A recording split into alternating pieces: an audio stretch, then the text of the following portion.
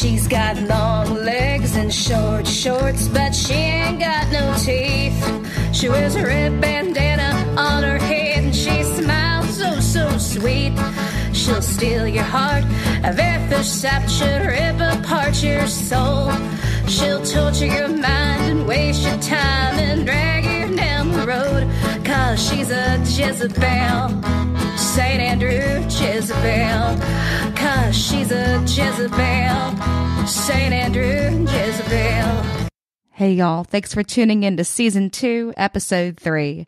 My name is Ashley, and you're listening to the St. Andrews Jezebel podcast, where we talk a little bit about what's going on in the community, we have a conversation with a salty local, and then I read over an article from the St. Andrews Bay News, which is now the Panama City Publishing Museum on Beck Avenue. This week, we'll be going over community events for the week of January 27th through February the 2nd. And our salty locals this week are dog moms, Crystal and Gail, and they're here to tell us all about the current race to be the Salty Dog Mayor of St. Andrews, as well as Salty Dog Day. Don't miss it. And for our old news segment this week, I've got an article from the St. Andrews Bay News called Influenza, just in time for flu season. And this one was published January 29th in 1929. So we've got a great show ahead. Get your favorite beer, bundle up, get comfy, and enjoy the show. All right, we've got a lot of great community events this week, so let's start with Thursday. Starting Thursday night, the Black Sheep are playing at the Little Village from 6 p.m. Also, Thursday night is Collaboration Night at the Library on Beck with Stephen Meyer. This is a good chance for songwriters to meet. This is a good chance for you to test out your new songs, sip wine, read a book, whatever you like. It's always a good time at the library. Also tonight, Thursday night, is Sip and Stitch at the Taproom. I think they meet at about 6 p.m. Bring your sewing tools and come enjoy some sewing, crocheting, macrameing, knitting, whatever it is you do, while you drink craft beer and listen to wonderful live music at the Taproom. Moving on to Friday, if you're a bourbon fan like me, then you're going to want to visit the House of Bourbon on Friday, January 28th for the ultimate bourbon tasting from 6 to 8 p.m. During the tasting, you'll get to sample a tour through Buffalo Trace Distillery. They'll be displaying Benchmark 6, Buffalo Trace, Eagle Rare, E.H. Taylor Small Batch, and Blanton's with a food pairing. This is $50 a person. Limited seats are available, and I'll post the website for you to get your tickets down in the show notes. Scratch 2020 will be playing to the public afterwards at 8 p.m. to midnight. On to Saturday, of course, Saturday morning, you've got the market at St. Andrews. I believe that opens at 8 or 9, and that's in the Smith Yacht Basin. That's the lot next to the shrimp boat. They've got food trucks. They've got arts and crafts. There is live music brought to you by Floriopolis, and that begins at 10 a.m. So go out and support local art, local music, eat local, just have a wonderful Saturday morning. Later on Saturday, one of my favorite groups, that's De Nouveau. They play 80s synth pop. They're awesome. They play at Taproom at 6 p.m., and the Taproom has wonderful craft beer and just a great atmosphere overall. On to your Sunday fun day. Charlie's Cigars Traveling Piano Bar will be at the Little Village at noon.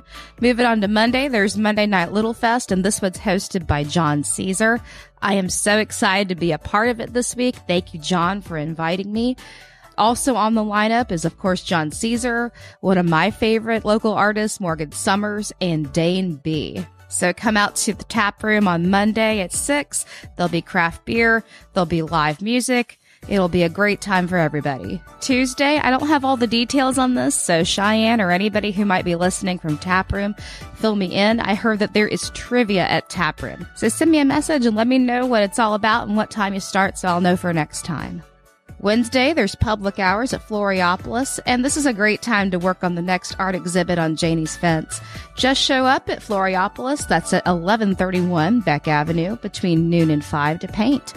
Floriopolis provides the canvas and all the paints. All you have to do is show up in creative. Janie's Fence, it looks great with the new stain. I love what Annie Mae and the volunteers have done there. It looks fantastic.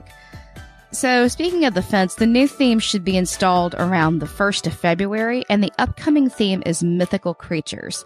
But the following theme is paint whatever you want, which is inspired by a song lyric. So this should be really fun to see. That display will go up around the 1st of April. So that means you've got all of February and part of March to work on your masterpiece for the next exhibit. Also at Wednesday night, there's the comedy open mic at the library, and this is by Panama City Comedy. I think the sign-up time is at 7:30, and the open mic starts at 8. All skill levels welcome. I'm a Floriopolis volunteer, so I thought I'd share this with you. Heather just said that Floriopolis has plans to paint all the St. Andrews windows for Mardi Gras, which is February 18th through the 20th, and Salty Dog Day, which is February 26th. They'll need a team of window cleaners, skilled and unskilled painters, some logistical planners and designers, errand runners, social media posters, snack or drink providers, window scrapers, and encouragers, meaning there's a way for anyone and everyone to be involved. So if any of my musician friends out there want to donate some of their time and play for the folks working on the windows, send Floriopolis a message and they'll send you the details on how you can get hooked up with them. Here on the St. Andrews Jezebel podcast, I try to promote local businesses as much as I can, but not everyone has a brick and mortar store. So for this week, I'd like to highlight an Etsy shop that belongs to my friend Patsy Scott. Patsy has played music in St. Andrews for years and has always loved and been super supportive of the area. So I encourage everyone to visit the Pearl Fairy on Etsy because every girl needs a pearl. I'll link her shop in the comments below. That's all the community events I've got time for this week. Tune in next week for more. One of the best things about St. Andrews is that you can see live music every day. That's right. There is live music being played somewhere in St. Andrews 7 nights a week. Fortunately, my friend Ken Schaefer creates and publishes a weekly schedule for St. Andrews as well as most of Bay County. Ken's spreadsheet schedule is updated often when there's any changes. Ken also shares individual music events and is walking the walk and talking the talk when it comes to supporting live music. Not only does Ken supply the music schedules, but he attends several music performances a week and takes fantastic photos of the musicians.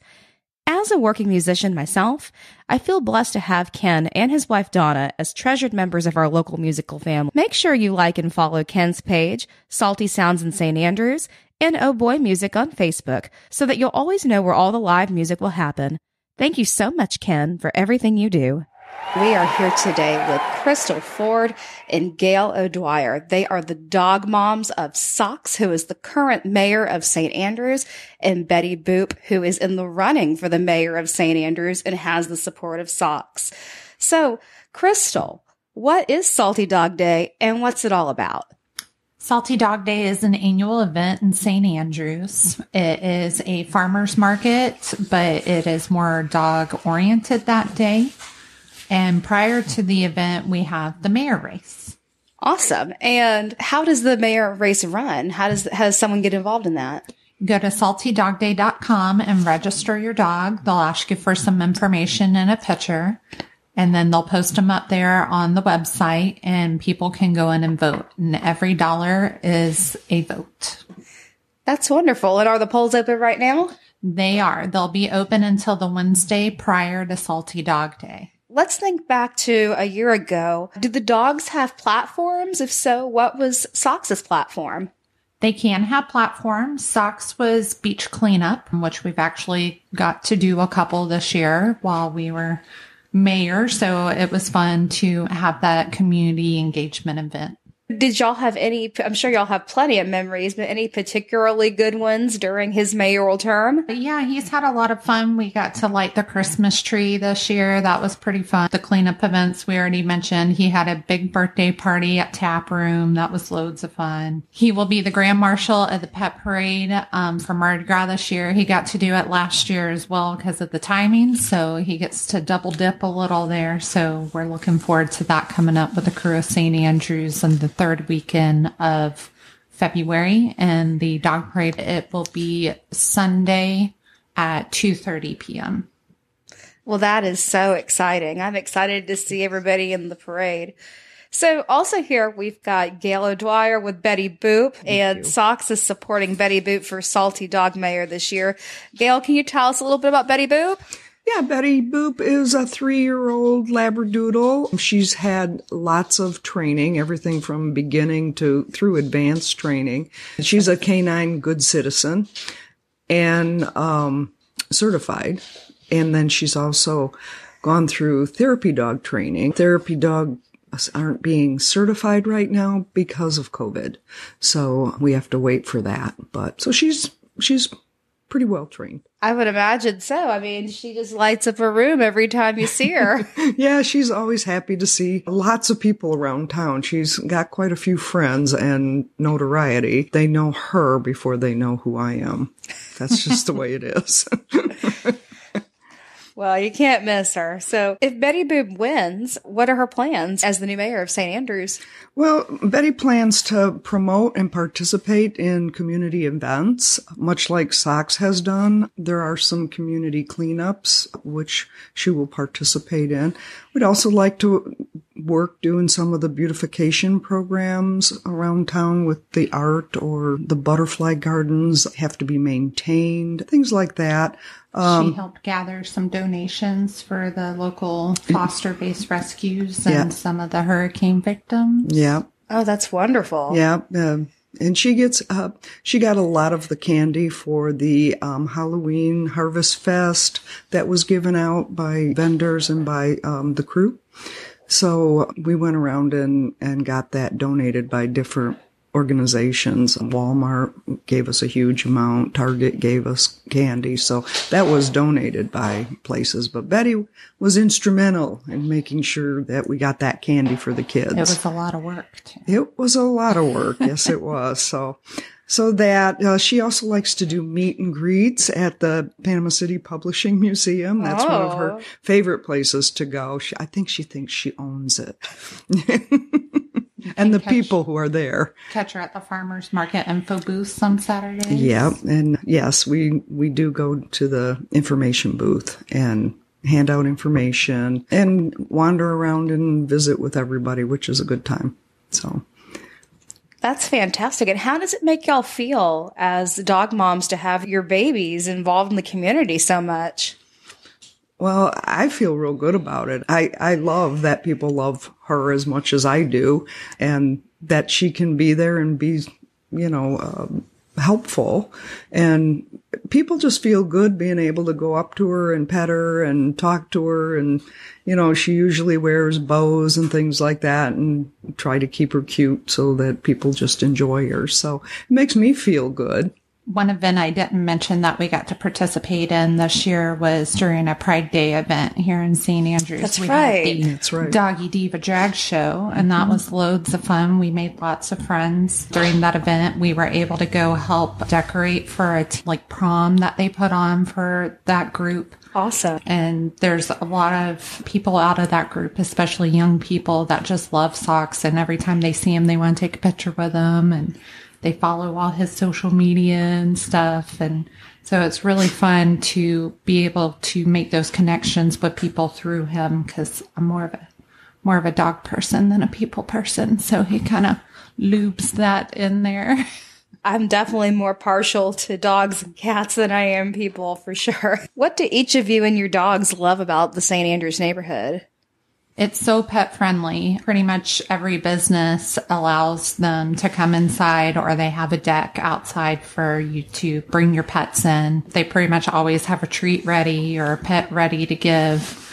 And it's just, I don't think I've gone anywhere here that they weren't welcome.